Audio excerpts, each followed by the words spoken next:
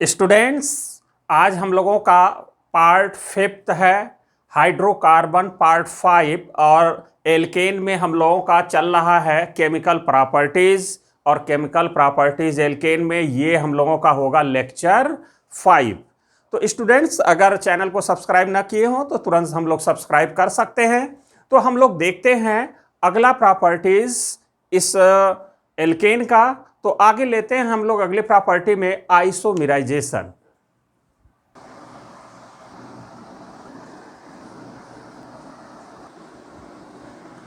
तो स्टूडेंट्स, हम लोग देखें यहां पर आइसोमेराइजेशन।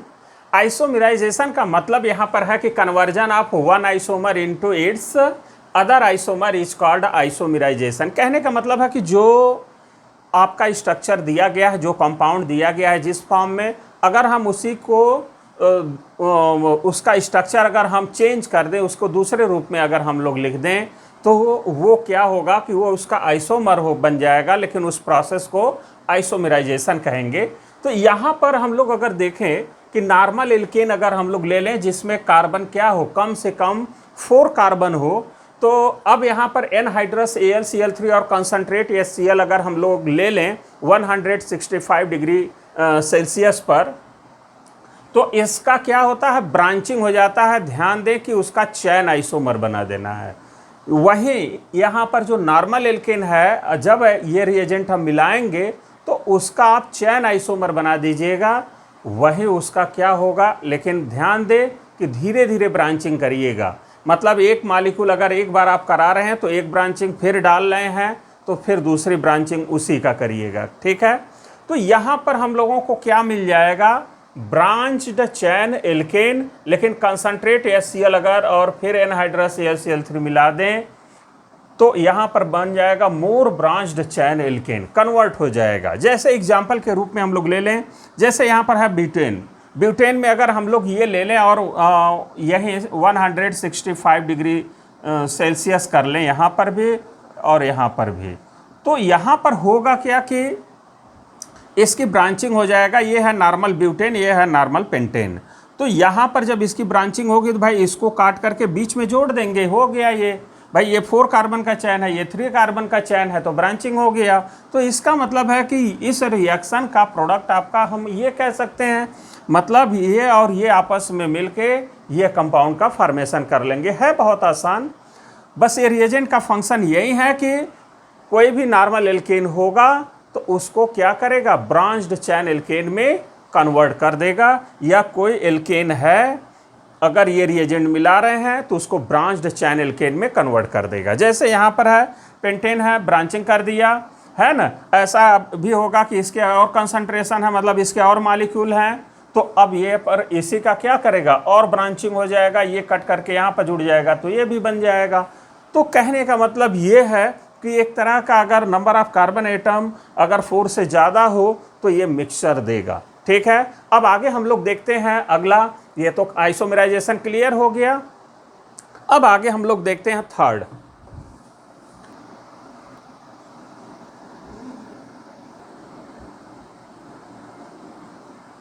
तो स्टूडेंट्स, हम लोग अगर देखें aromatisation, the process of converting a aliphatic compound into a aromatic compound is known as aromatization। Aliphatic compound को अगर हम एरोमेटिक कंपाउंड में अगर किसी रिएजेंट के प्रेजेंस में अगर हम कन्वर्ट कर देते हैं तो उस प्रोसेस को बोलते हैं एरोमेटाइजेशन। जैसे यहाँ पर अगर हम लोग ले लें, एरोमेटाइजेशन के लिए यहाँ पर ज़रूरी है कि जो नंबर ऑफ कार्बन एटम हो कम से कम 6 हो, है ना। तो इस बात को हम लोग याद रखेंगे कि यहाँ हम लोग लिए हैं नॉर्मल हेक्सेन। अगर एरोमेटिक कंपाउंड अगर बेंजीन में कन्वर्ट करना है तो उसके लिए क्या होना चाहिए, ग्रेटर दैन 6 होना चाहिए, 6 या 6 से ज़्यादा। तो यहाँ पर अगर क्रोमिक ऑक्साइड और एल्युमिनियम ऑक्साइड को अगर 500 डिग्री सेल्सियस पर हीट कर दें तो ये बेंजीन बन जाएगा और हाइड्रोजन गैस बाहर हो जाएगा। या अगर आप क्रोमिक ऑक्साइड नहीं लेना चाहते हैं तो मॉलिब्डेनम ऑक्साइड ले सकते हैं या वैनेडियम पेंटाऑक्साइड। ये तीनों में से कोई एक अगर हम ले लें और नॉर्मल हेक्सेन को ये क्या कर देगा, बेंजीन में कन्वर्ट कर देगा, मीन्स एरोमेटिक कंपाउंड में कन्वर्ट कर देगा। और ये आप एरोमेटिसिटी आप GOC फर्स्ट में आप देखे ही होंगे वीडियो में कि कैसे एरोमेटिसिटी हम लोग आइडेंटिफाई करते हैं या कैसे एरोमेटिसिटी किसी भी कंपाउंड का निकालते हैं, ये आप लोग देखे होंगे। अब यहाँ पर अगर एग्जाम्पल लेकर के हम लोग देखें, जैसे मान लीजिए कि नॉर्मल हेक्सेन हम लोग ले लिए, तो नॉर्मल हेक्सेन ये है, यहाँ पर ये रिएजेंट है 500 डिग्री अगर डिग्री सेंटीग्रेड पर अगर ले लेंगे तो क्या बन जाएगा, बेंजीन बन जाएगा। ऐसे ही अगर हम एक कार्बन इसमें और बढ़ा देते हैं, जैसे ले लेते हैं नॉर्मल हेप्टेन और मॉलिब्डेनम ऑक्साइड, इसमें से तो कोई एक ले सकते हैं इस टेम्परेचर पर, तो यहाँ पर एक कार्बन कम है तो भाई 6 कार्बन ही चाहिए एरोमेटिक के लिए, तो ये एरोमेटिक बन गया, बेंजीन रिंग बन गया। अब बचा एक कार्बन, वो CH3 के रूप में होगा, तो यहाँ पर टालू बन जाएगा, टालुइन बन जाएगा। कहने का मतलब कि नॉर्मल हेप्टेन लेंगे तो टालुइन बनेगा, इस बात को ध्यान देंगे। कार्बन जितना बढ़ाएंगे वो इस बेंजीन रिंग से जुड़ता चला जाएगा। अब ये तो हो गया हम लोगों का एरोमेटाइजेशन। तो याद रखना है कि इस रिएजेंट के प्रेजेंस में ही कोई एल्केन जिसमें कम से कम कार्बन की संख्या क्या हो, 6 हो या 6 से ज़्यादा हो, तो वहाँ पर एरोमेटाइजेशन होगा। अब आगे हम लोग लेते हैं अगला प्रॉपर्टी, ऑक्सीडेशन।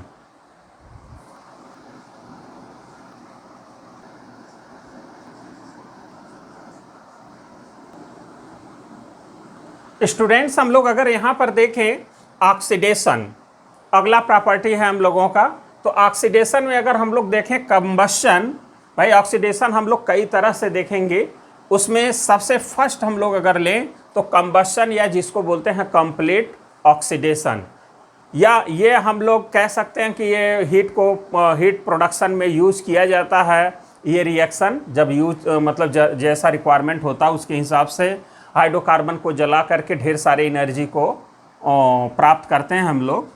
तो यहाँ पर अगर देखें कि ये नॉर्मल यहाँ पर ये एल्केन है, तो यहाँ पर अगर हम लोग देखें कि यहाँ अगर हम लोग नॉर्मल एल्केन ले लें, जैसे यहाँ पर हमने नॉर्मल एल्केन लिया है, तो नॉर्मल एल्केन के साथ ये ऑक्सीजन अगर हम पास कर दें और हीट कर दें, एक बार आप हीट कर दीजिए, उसके बाद ये क्या होगा, ये हाइड्रोकार्बन जलने लगेगा, बर्न करने लगेगा, और यहाँ पर CO2 और वाटर मॉलिक्यूल क्या होंगे, बाहर निकलेंगे और वाटर वेपर के रूप में निकलेगा। तो यहाँ पर हम लोग ये समझने की कोशिश करते हैं कि यहाँ पर इस रिएक्शन को अगर हम लोगों को बैलेंस करना होता है तो ऑक्सीजन एटम को ऑक्सीजन मॉलिक्यूल को हमको लेना होता है 3n+1/2, और यहाँ पर जो CO2 का प्रोडक्शन होता है वो n मॉलिक्यूल, मतलब जितना एल्केन में नंबर ऑफ कार्बन एटम होता है उतना ही आपका CO2 बनता है, और वाटर मॉलिक्यूल एक कार्बन से ज़्यादा, यानी कि अगर यहाँ 2 कार्बन है तो यहाँ 3H2O बनेगा, मतलब जितना कार्बन एटम एल्केन में रहेगा उससे एक ज़्यादा वाटर मॉलिक्यूल क्या होगा, बाहर निकलेगा। अब यहाँ पर एग्जाम्पल अगर हम लोग देखें तो जैसे CH4 है और इसमें जो है कि एयर पास किए और हीट कर दिया। अब यहाँ पर हीट करेंगे तो भाई मीथेन क्या होगा, बर्न करने लगेगा, CO2 गैस बन जाएगा और H2O बनेगा, और ढेर सारा एनर्जी क्या होगा, बाहर निकल जाएगा। अब इसको भी अगर बैलेंस करके अगर देखना है तो देखिए भाई C बराबर n है, इसमें 1 है, तो CO2 कितना बनेगा 1, और वाटर इसके हिसाब से अगर देखा जाए तो n+1 आने की 1 कार्बन है तो ये 2H2O हो जाएगा, बैलेंस्ड हो गया। ऐसे यहाँ पर अगर हम लोग इथेन ले लेंगे तो यहाँ पर n की वैल्यू कितना हो गया, जैसे अगर हम लोग लें तो n बराबर यहाँ 2 है, यहाँ n बराबर 1 है, यहाँ n की वैल्यू कितना है 3 है, यहाँ n की वैल्यू 4 है। तो यहाँ पर अगर हम लोग देखें n की वैल्यू अगर 2 हो गया तो ऑक्सीजन कितना लेना होगा, 3n+1/2, आने की ये हो जाएगा 3 2 जा 6 + 1 7/2 O2 हो जाएगा। हीट करेंगे CO2 और H2O, तो जितना कार्बन रहेगा उतने ही CO2 और एक कार्बन से ज़्यादा क्या होगा, वाटर मॉलिक्यूल निकल जाएगा। ऐसे ही प्रोपेन है, 5O2 इसके लिए रिक्वायर्ड होगा, और हीट कर देंगे CO2 H2O बाहर, और ढेर सारे जो है कि हीट एनर्जी क्या होंगे, बाहर निकलते रहेंगे। ऐसे ही अगर हम लोग नॉर्मल ब्यूटेन ले लेंगे तो 13/2 O2 की ज़रूरत होगी, है ना, इसको जो है कि इसके कंबशन के लिए। और फिर ये कंबशन होगा इसका तो 4 मॉलिक्यूल CO2 हो जाएगा, 5 H2O बाहर, क्योंकि 4 कार्बन है तो 4 CO2 होगा और 4 है कार्बन तो 5 H2O होगा, एक वाटर ज़्यादा मॉलिक्यूल निकलता है कार्बन से।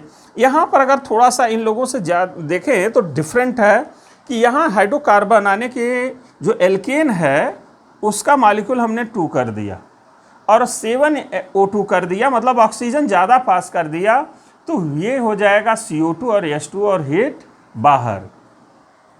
लेकिन यहाँ पर अगर ये ज़्यादा ले लिए O2, तब यहाँ पर ध्यान देंगे कि 1500 डिग्री सेल्सियस पर अगर हीट कर दें इसी मीथेन को एयर के प्रेजेंस में, तो एसिटिलीन क्या होगा, गैस बन जाएगा। इस बात को ध्यान देंगे। अब हम लोग कंबशन तो ये हो गया ऑक्सीडेशन में फर्स्ट, अब आगे हम लोग देखते हैं सेकेंड।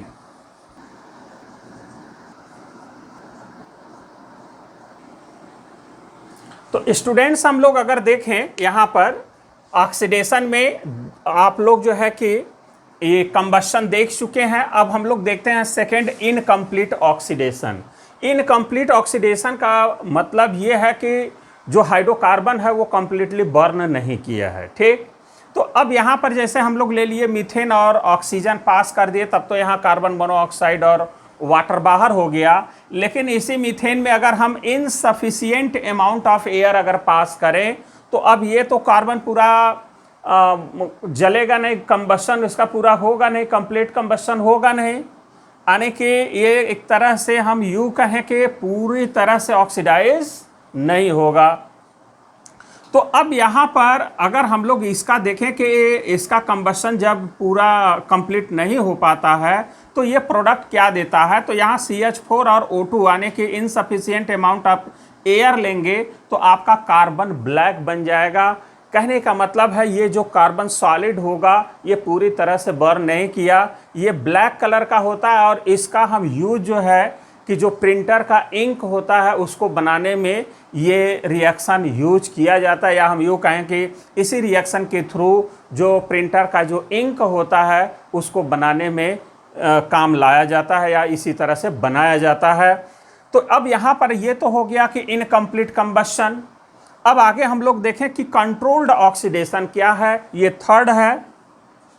कंट्रोल्ड ऑक्सीडेशन का मतलब है कि हम किस मॉलिक्यूल को किस पर हम किस में चेंज करना चाहते हैं। हम जिसमें चेंज करना चाहें हम जो है कि कैटलिस्ट या रिएजेंट के प्रेजेंस में उस हाइड्रोकार्बन का रिएक्शन करा करके हम उसमें उसको कन्वर्ट कर सकते हैं। जैसे different products can be obtained at higher pressure, low temperature and in the presence of catalyst. जैसे यहाँ पर मान लीजिए कि ये CH4 है, ठीक। अब यहाँ पर अगर हम इसका ऑक्सीडेशन कर दें, जैसे हम एग्जाम्पल के रूप में ले लें कि Fe को Fe ट्यूब है, आयरन ट्यूब है और 100 ATM और 200 डिग्री सेल्सियस पर हम इसको हीट कर दिए, तो आपका सीधे ये क्या होगा, मीथेन बन जाएगा। कहने का मतलब है कि ये जो CH4 है ये ऑक्सीडाइज हो जाएगा मिथाइल अल्कोहल में। तो जरा हम लोग यहाँ पर देखें कि भाई यहाँ ऑक्सीजन हम एक तरह से ये क्या हो रहा है कि हम ऑक्सीजन को ऐड कर रहे हैं। जैसे मान लीजिए कि CH4 है, ये एक तरह का हम लोग ट्रिक की तरह से हम लोग समझें इसको, मैकेनिज्म की तरह से नहीं। यहाँ पर अगर हम लोग CH4 मान लें तो इसमें हुआ क्या कि यही नेसेंट ऑक्सीजन देखिए ये बीच में क्या किया, इंटर कर गया। तो अब यहाँ पर जब इंटर कर जाएगा मीथेन में तो ये हो जाएगा क्या, मिथाइल अल्कोहल। अब इसको अगर हमको ऑक्सीडाइज करना है, अब तो यहाँ ऑक्सीडाइज हो गया, एयर यहाँ पर हमने ले लिया, आयरन ट्यूब लिया और ये प्रेशर और टेम्परेचर लिया तो मीथेन कन्वर्ट हो गया मिथाइल अल्कोहल में। अब आगे अगर हम लोग यहाँ मिथाइल अल्कोहल से फॉर्मेल्डिहाइड में अगर हम कन्वर्ट करना चाहते हैं तो मिथाइल अल्कोहल को आप क्या करिए कि कोई माइल्ड ऑक्सीडाइजिंग एजेंट ले लीजिए। कहने का मतलब ये है कि माइल्ड ऑक्सीडाइजिंग क्या होता है, जनरली वो सब ऑक्सीजन दे करके ऑक्सीडाइज नहीं करते हैं बल्कि उस मॉलिक्यूल से हाइड्रोजन निकाल करके ऑक्सीडाइज करते हैं। तो यहाँ से अगर हम लोग हाइड्रोजन निकाल दें, जैसे यहाँ पर है CH3OH है, ठीक है, तो इसको हम ऐसे लिख सकते हैं और यहाँ पर ये है H, तो यहाँ से देखिए ये आप दोनों निकाल दीजिए बाहर। तो यहाँ से दोनों H निकलेंगे बाहर, तो यहाँ पर आ जाएगा क्या, डबल बॉन्ड, तो HC डबल बॉन्ड OH, मतलब HC डबल बॉन्ड OH यानी कि फॉर्मल्डिहाइड में कन्वर्ट हो जाएगा। मतलब यहाँ पर चाहे फेंटॉन्स रिएजेंट ले लीजिए, सुरेट रिएजेंट ले लीजिए, है ना, जोन्स रिएजेंट ले लीजिए, या कॉपर 300 डिग्री सेल्सियस का टेम्परेचर ले लीजिए, है ना। यहाँ पर ये सब अगर हम माइल्ड ऑक्सीडाइजिंग एजेंट यूज कर देंगे तो ऐसा हम लोगों को मिल जाएगा। अगर हम चाहते हैं कि फॉर्मल्डिहाइड ऑक्सीडाइज हो कार्बोक्सिलिक में, तो यहाँ फिर माइल्ड भी यूज कर सकते हैं, या सीधे स्ट्रॉन्ग ऑक्सीडाइजिंग एजेंट जैसे KMnO4 K2Cr2O7 अगर हम यूज कर दें तो वो डायरेक्ट क्या कर सकता है, इसमें कन्वर्ट कर देगा, है ना। और फिर अगर हम थोड़ा सा रुकें तो वो क्या हो जाएगा, सीधे H2O और कार्बन डाइऑक्साइड में वो खुद ही कन्वर्ट हो जाएगा। क्लियर? कहने का मतलब ये है कि अगर माइल्ड ऑक्सीडाइजिंग यूज कर देंगे तो ये कार्बोक्सिलिक एसिड में कन्वर्ट हो जाएगा, फिर उसका अगर ऑक्सीडेशन हुआ तो H2O और CO2 में हो जाएगा। तो यहाँ पर कंट्रोल्ड ऑक्सीडेशन का मतलब हर स्टेप में जो हम इस हाइड्रोकार्बन से जो जिसमें चेंज करना चाहें उसमें चेंज कर सकते हैं। और कैसे, हाई प्रेशर, लो टेम्परेचर और कैटलिस्ट के प्रेजेंस में ऐसा हम लोग कर सकते हैं। आगे हम लोग फोर्थ अगर देखें तो फोर्थ में हम लोग लेते हैं कैटालिटिक ऑक्सीडेशन।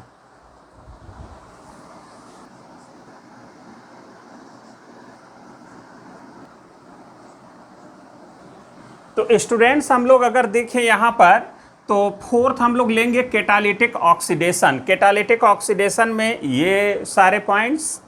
अब यहाँ पर कैटलिस्ट हम यूज करेंगे और हाइड्रोकार्बन क्या होगा, कन्वर्ट होगा डिफरेंट कंपाउंड में। अब जैसे मान लीजिए कि मीथेन है, O2 आपने लिया आयरन ट्यूब और 100 ATM प्रेशर और 200 डिग्री सेल्सियस पर, तो आपका मीथेन बन जाएगा। ऐसे ही अगर हम मीथेन ले लें और उसमें ऑक्सीजन अगर पास कर दें तो यहाँ पर MO2O3 और रेड हार्ट पर क्या हो जाएगा, फॉर्मल्डिहाइड बन जाए। तो ये बन गया आपका। यहाँ पर देखें CH4 और 3O2 ले लें MO2O3 और रेड हार्ट पर, तो फॉर्मल्डिहाइड H2O और O2 बन जाएगा। इसी तरह से अगर हम RCH3 मतलब एक तरह का एल्केन है और 3O2 और मैग्नीज एसीटेट 160 डिग्री सेल्सियस पर अगर ले लें तो कार्बोक्सिलिक एसिड बन जाएगा। यहाँ पर इस बात को ध्यान दें। अगर मान लीजिए कि यहाँ पर हम लोग इथेन लिए होते तो यहाँ पर क्या बनता, एसिटिक एसिड बन जाता। या हम अब ऐसे ले लेते हैं कि मान लीजिए कि इसमें नंबर ऑफ कार्बन एटम इस एल्केन में N है और 3O2 और मैग्नीज एसीटेट और 160 डिग्री सेल्सियस पर हीट कर दिया, तो आपका ये बन जाएगा। मतलब इसमें से एक CH3 कन्वर्ट किस में हो जाएगा, COOH में। ऐसे ही अगर मान लीजिए कि अगर हम ये ले लिए होते, मान लीजिए कि यहाँ पर CH3 लिए होते, तो आपका क्या बन जाता, अगर हम ये रिएजेंट यूज करते तो आपका बन जाता क्या, बेंजोइक एसिड बन जाता, सीधे ऐसे बन जाता। आया बात समझ में? अगर हम यहाँ पर ऐसे ही अगर बेंजीन से अगर एल्काइल बेंजीन अगर हम लें और यहाँ पर यूज कर दें strong oxidising agent KMnO4 K2Cr2O7 concentrate HNO3, है ना, और वहाँ पर अगर बेसिक मीडियम में ले लें और बाद में उसका एसिडिफिकेशन कर दें, तो वहाँ पर बेंजीन से जितने भी एल्काइल ग्रुप होंगे सब वो COOH में चेंज हो जाएंगे। ठीक है, मतलब बेंजीन से डायरेक्ट एक कार्बन लगा हो तो वो सब हट करके क्या आ जाएगा, COOH में। तो ये हम लोगों का क्या था, कैटालिटिक ऑक्सीडेशन। हम लोग देखते हैं, ये फोर्थ हो गया। अब आगे हम लोग फिफ्थ देखते हैं।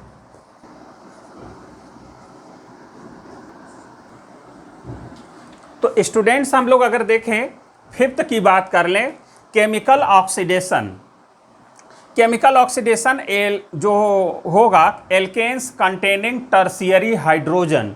टर्शियरी हाइड्रोजन हम लोग किसे कहेंगे पहले ये समझ लेते हैं। जैसे मान लीजिए कि ये एल्काइल ग्रुप है और 3 ठो एल्काइल ग्रुप है, यानी ये कार्बन कैसा है, टर्शियरी कार्बन है। तो इससे डायरेक्ट जुड़ा हुआ जो हाइड्रोजन होगा ये टर्शियरी हाइड्रोजन होगा। मतलब जैसे यहाँ CH3 CH3 CH3 हो तो ये कार्बन टर्शियरी कार्बन, तो ये हाइड्रोजन टर्शियरी हाइड्रोजन होगा। तो टर्शियरी हाइड्रोजन जहां भी होगा वो ऑक्सीडाइज हो जाएगा, किसमें? टर्शियरी अल्कोहल में। कहने का मतलब H हट करके यहाँ OH हो जाएगा। क्लियर? लेकिन यहाँ पर किसके प्रेजेंस में होगा ये याद रखेंगे, KMnO4 के साथ हीट कर दें तब ऐसा होगा। तो यहाँ पर देखिए ये टर्शियरी कार्बन है और इस पर एक हाइड्रोजन है, तो इसके साथ अगर हीट करेंगे तो ऑक्सीजन इसी CH के बीच में क्या होगा, इंसर्ट कर जाएगा, मतलब इस कार्बन से OH ग्रुप में कन्वर्ट हो जाएगा। यह जो टर्शियरी हाइड्रोजन है वो किस में हो गया, एल्कोहलिक ग्रुप में। या हम कह सकते हैं कि C और H, जैसे ये है यहाँ पर अगर देखें भाई CH है ये, तो इस C और H के बीच में क्या आ गया, एक ऑक्सीजन आ गया, है ना। तो एक ऑक्सीजन आ गया तो क्या हो गया, COH। कहने का मतलब है कि यही ऑक्सीजन क्या करता है, और इंसर्ट कर जाता है इनके बीच में और टर्शियरी अल्कोहल में कन्वर्ट हो जाता है। ऐसे ही अगर देखें तो एक यहाँ भी टर्शियरी है हाइड्रोजन, एक यहाँ भी है, तो इन दोनों जगह पर क्या होगा, इसके प्रेजेंस में OH आ जाएगा। तो ये रहा हम लोगों का oxidation, combustion, incomplete, controlled, catalytic और केमिकल ऑक्सीडेशन। अब हम लोग लेते हैं कैटालिटिक डिहाइड्रोजिनेशन।